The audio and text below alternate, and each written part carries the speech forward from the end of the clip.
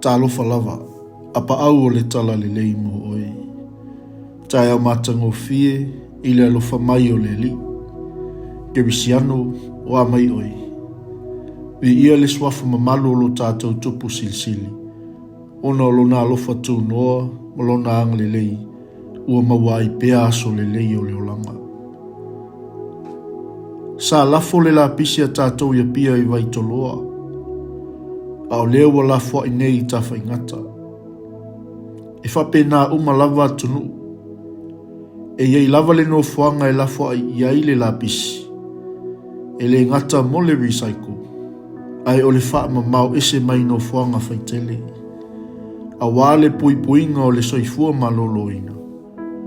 Ai whawhiwhea la mawhitianga, mati ngā o lo langa. O whea nae la fua ai iai. O le whautuanga le nā le apostolo PETERU. Whai mai. La foi le li mea uma e te ti ngā ma popole ai. A wai alofa mai pea o ia mo oi. A oi le taimi o popolenga ma puaponga. E lua au filifilinga. E tatau na e wa ai iai.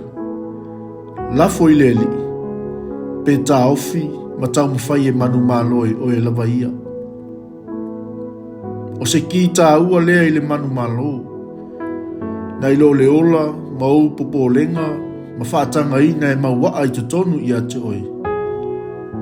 Awa ese le fefe, ma sa auni e manu malo ai. Ma nisi ou popolenga, ma nisi e whaasanga tau mai i ate oi. Tu atu i ate ia mea uma tau te popole ai. A waolo manatu mamafa mai o ia i ate o tou. O le ale mawhai lava o na saolotu ato o toa mai le fefe i tātou, ma le popole. Ai o le alofa tū no o le atua mwhai ai o na e whaia se mea sili atu, na ilo le taimi ua tuana. Ia tuina atu i le lii mea uma tātou te popole ai. Whamele whaamnatu mo i tātou le nei aso. Ia tuina atu i a te ia mea uma tau te popole ai.